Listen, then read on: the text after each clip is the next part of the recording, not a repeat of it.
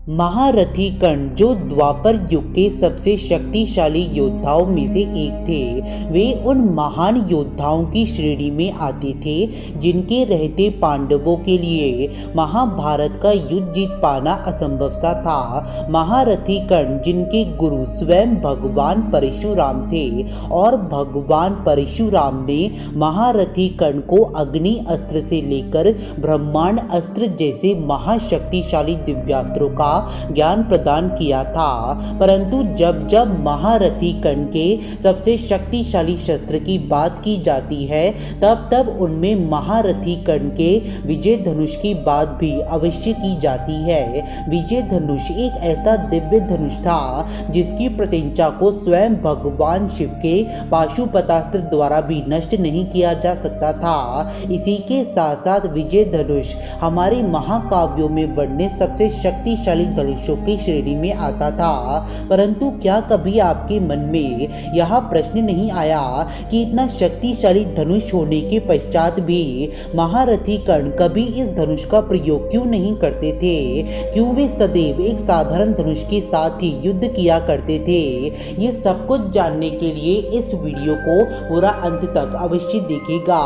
Video की शुरुआत करने से पहले एक बार सच्चे दिल से जय श्री कृष्ण और जय महारथी कर्ण अवश्य कहिएगा। आपके अपने चैनल हिस्ट्री ऑफ गॉड में आप सभी का बहुत बहुत स्वागत है। अगर आपने अभी तक हमारे चैनल को सब्सक्राइब नहीं किया तो हमारे चैनल को सब्सक्राइब कर दीजिए, इस वीडियो को एक लाइक कर दीजिए, बेल आइकन आएगा उस ऑल पे सेट कर दीजिएगा ताकि हमारे लेटेस्ट वीडियो सबसे पहले आपके पास पहुंचे। जब जब महाभारत युद्ध की बात की जाती है, तब तब अर्जुन और महारथी कर्ण के युद्ध की बात भी अवश्य की जाती है। महारथी कर्ण के पास भगवान परशुराम से प्राप्त विजय धनुष था और अर्जुन के पास अग्निदेव से प्राप्त गांडीव धनुष था। ये दोनों ही धनुष हमारे महाकाव्यों में वर्णित सबसे शक्तिशाली धनुषों में से एक थे। दोनों के ही तरकशों में सभी प्रकार के दिव्यास्त्र मौजूद थे, परंतु कहते हैं कि महारथी कर्ण का विजय धनुष अर्जुन के गांडीव धनुष से कई गुना बेहतर और शक्तिशाली था। परंतु जब विजय धनुष इतना ही ज्यादा शक्तिशाली था तो आखिर महारथी कर्ण इस धनुष का प्रयोग क्यों नहीं करते थे और इस धनुष को दूसरों से छुपाकर क्यों रखते थे? दरअसल कहते हैं कि विजय धनुष में कई सारी ऐसी खूबियां थी जो अर्जुन के गांडीव धनुष में नहीं थी। विजय धनुष को किसी भी प्रकार के अस्त्र और शस्त्र से खंडित नहीं किया जा सकता था। साथ ही साथ जब भी इस धनुष से कोई बाण चलाया जाता था तब वह बाण बिल्कुल ब्रह्मास्त्र की तरह चोट करता था। महारथी कर्ण का विजय धनुष मंत्रों से इस प्रकार अभिमंत्रित था कि जिस भी योद्धा के हाथों में यह धनुष होता था उस योद्धा के चारों ओर एक अभेद्य सुरक्षा कवच बन जाता था, जिसे स्वयं भगवान शिव के पाशुपतास्त्र द्वारा भी नष्ट नहीं किया जा सकता था। परंतु आखिर इस विजय धनुष का निर्माण कैसे हुआ था? इस संदर्भ में हमें हमारे महाकाव्यों में वर्णित दो प्रचलित कथाओं का उल्लेख मिलता है। पहली कथा के अनुसार जब ताड़कासुर के तीनों पुत्रों ने ब्रह्मा जी से वरदान प्राप्त करके तीनों लोक जीत लिए थे, तब सभी देवतागण भगवान शिव की शरण में गए और उनसे ताड़कासुर के पुत्रों का संहार करने का निवेदन किया। भगवान शिव यह कार्य करने के लिए तैयार हो गए और तब इस कार्य को पूर्ण करने के लिए देव शिल्पी विश्वकर्मा जी ने एक दिव्य धनुष का निर्माण किया। तब भगवान शिव ने इस दिव्य धनुष को धारण किया और इस पर पाशुपतास्त्र का समाधान करके त्रिपुरा अर्थात 3 दानव नगरियों को एक ही बारी में नष्ट कर दिया और यही धनुष विजय धनुष कहलाया। तब भगवान शिव ने यह दिव्य धनुष देवताओं के राजा इंद्र को दिया। कहते हैं कि जब भी देवराज इंद्र इस धनुष को लेकर युद्ध करने जाते थे, तब असुर देवराज इंद्र से इतना भयभीत नहीं होते थे जितना कि इस विजय धनुष को देखकर होते थे। और जब भगवान परशुराम ने हय्या वंश के क्षत्रियों का नाश करने के लिए भगवान शिव की घोर तपस्या करके उनसे यह धनुष मांगा था, तब भगवान शिव के कहने पर देवराज इंद्र ने यह दिव्य दिव्य धनुष भगवान परशुराम को दिया और भगवान परशुराम ने इस धनुष का प्रयोग करके कई सारे क्षत्रिय राजाओं का अंत किया था। वहीं दूसरी कथा के अनुसार जब इस संसार में असुरों का अत्याचार बहुत ही ज्यादा बढ़ गया था, तब देव शिल्पी विश्वकर्मा जी ने एक दिव्य धनुष का निर्माण किया था। ये दिव्य धनुष उन्होंने देवताओं के राजा इंद्र को दिया और कहा, ये दिव्य धनुष अत्यंत शक्तिशाली है। इस युग में इससे श्रेष्ठ धनुष दूसरा कोई नहीं है और इस धनुष को धारण करने वाले योद्धा को कोई भी परास्त नहीं कर पाएगा। तब देवराज इंद्र ने ही इस धनुष का नाम विजय धनुष रखा। इस धनुष का प्रयोग करके उन्होंने कई सारे शक्तिशाली असुरों को युद्ध में परास्त करके उनका वध किया था।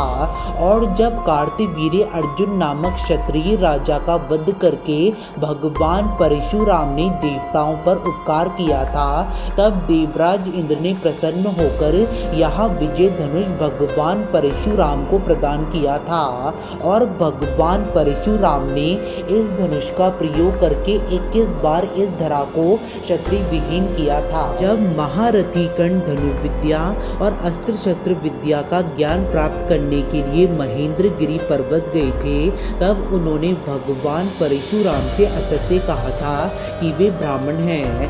तब भगवान परशुराम ने महारथी कर्ण को धनुर्विद्या और अपनी समस्त दिव्यास्त्रों का ज्ञान प्रदान किया था, क्योंकि महारथी कर्ण भगवान परशुराम के सबसे प्रिय शिष्य थे। परंतु जब भगवान परशुराम को यह बात ज्ञात हुई कि कर्ण ने उनसे असत्य कहकर विद्या प्राप्त की है और वे ब्राह्मण नहीं हैं, तब क्रोध में आकर भगवान परशुराम ने महारथी कर्ण को यह श्राप दिया कि तुमने मुझसे असत्य कहकर विद्या प्राप्त की है, इसलिए जब तुम्हें मुझसे प्राप्त दिव्यास्त्रों की सर्वाधिक आवश्यकता होगी, ठीक उसी समय तुम इनके अनुसंधान की विधि भूल जाओगे। परंतु जब भगवान परशुराम का क्रोध शांत हुआ, तब उन्होंने महारथी कर्ण से असत्य बोलने का कारण पूछा।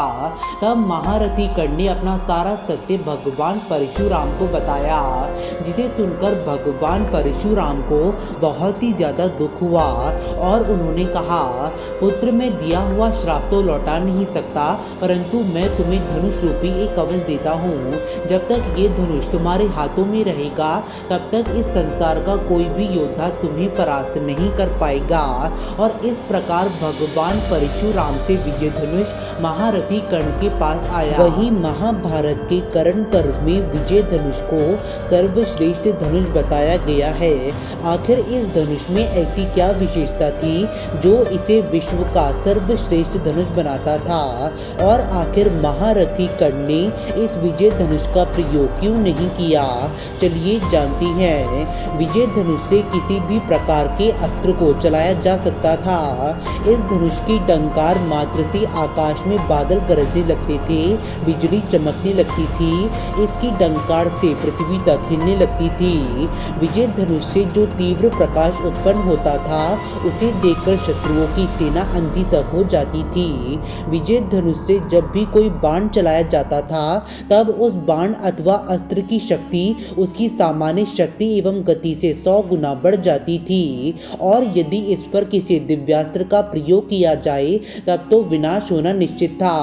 विजय धनुष बहुत ही ज्यादा भारी था, इसलिए कोई साधारण मनुष्य तो इसे उठा तक नहीं सकता था। विजय धनुष की प्रत्यंचा को किसी भी प्रकार के अस्त्र और शस्त्र से काटा नहीं जा सकता था। साथ ही साथ स्वयं भगवान शिव द्वारा निर्मित पाशुपतास्त्र भी इसकी प्रत्यंचा को काट नहीं सकता था। वही महाभारत के अनुसार महारथी कर्ण ने अर्जुन के गांडीव धनुष की प्रत्यंचा को 11 बार काटा था, जबकि अर्जुन महारथी कर्ण के विजय धनुष की प्रत्यंचा को एक भी बार काट नहीं पाए थे।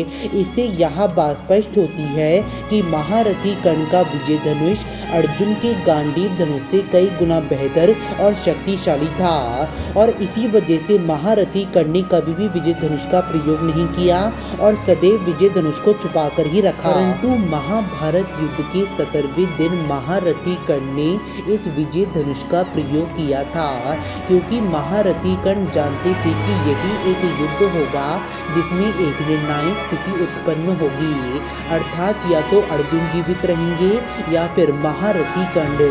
युद्ध के मध्य में एक समय ऐसा आया था जब सूर्यपुत्र कर्ण ने विजय धनुष का प्रयोग करके अर्जुन को अधमराही कर दिया था।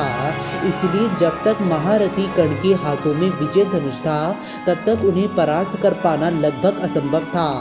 और इसका प्रमाण हमें तब भी मिलता है जब महारथी कर्ण के रथ का पहिया भूमि के अंदर धंस गया था। तब उस पहिए को निकालने के लिए महारथी कर्ण ने अपना विजय धनुष रथ पर रखा और भूमि पर उतरकर उस पहिए को निकालने का प्रयास किया।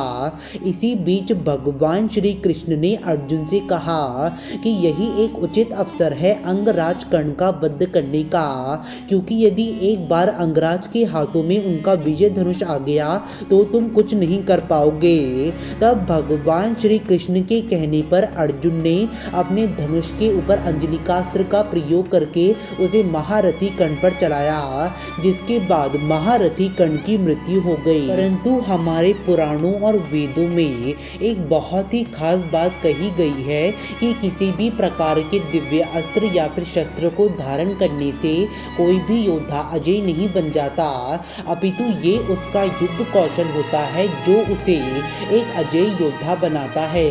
और उदाहरण के तौर पर हम स्वयं महारथी कर्ण को ले सकते हैं। महारथी कर्ण ने अपनी साधारण धनुष का प्रयोग करके वैष्णव यज्ञ के दौरान भारतवर्ष के सभी राजाओं को परास्त किया था।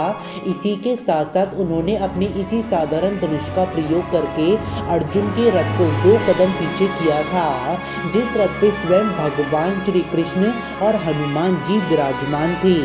आज की इस वीडियो में बस इतना ही। आशा करते हैं कि आप सभी को हमारी यह वीडियो पसंद आई होगी। यदि पसंद आई है तो वीडियो को लाइक कर दीजिए और चैनल को सब्सक्राइब कर दीजिए, क्योंकि हमारे चैनल पे सनातन धर्म से जुड़ी गई सारी जानकारी हम सीधा आप तक पहुंचाते हैं। एक बार सभी जीव कल्याण हेतु ओम नमः शिवाय और ओम विष्णवे नमः अवश्य कहिएगा। आप सभी का धन्यवाद।